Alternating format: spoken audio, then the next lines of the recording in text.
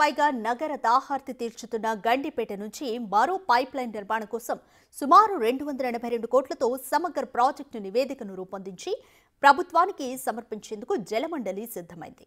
నగరం నలుదిక్కులా విస్తరిస్తుండటంతో తాగునీటి అవసరాలు మరింతగా పెరిగిపోతున్నాయి.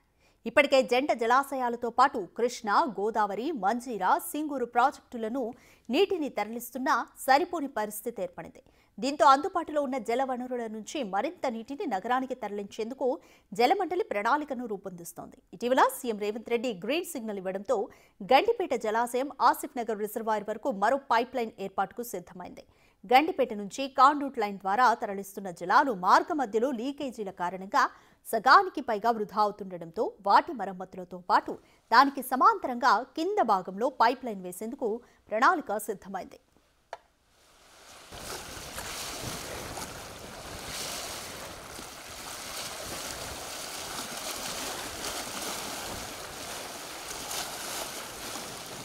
ఉస్మాన్ సాగర్ నుంచి ఆసిఫ్ నగర్ ఫిల్టర్ బెడ్ల వరకు 27 ఎంజీడీ నీటిని తరలించే కాల్వను పునరుద్ధరించడం, లీకేజీలు, మరమ్మతుల కోసం బ్రేక్ డౌన్ల నివారణ కోసం జలమండలి సిద్ధమైంది.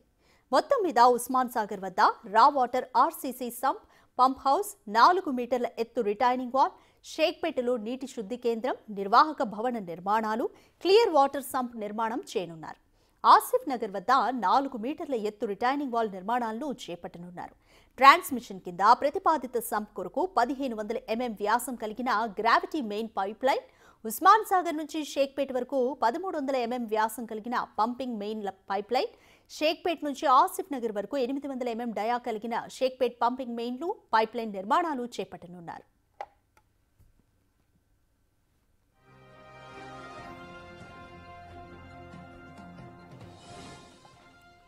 గండిపేట నుంచి కాండూట్ ద్వారా నగరానికి తరలిస్తున్న నీటిలో సగం నీరు వృధా అవుతోంది. వాస్తవానికి గండిపేట జలాశయం నుంచి సుమారు 26 ఎంజీడీలకు పైగా తాగునీరుని తరలించే ఛాన్స్ ఉంది. ప్రస్తుతం నగరానికి ప్రతిరోజు సుమారు 20 నుంచి 22 ఎంజీడీల నీరును తరలిస్తుండగా కాండూట్కు అడుగడుగునా లీకేజీలున్నాయి. దీని కారణంగా దాదాపు 8 నుంచి 10 ఎంజీడీలు మాత్రమే సరఫరా అవుతోంది.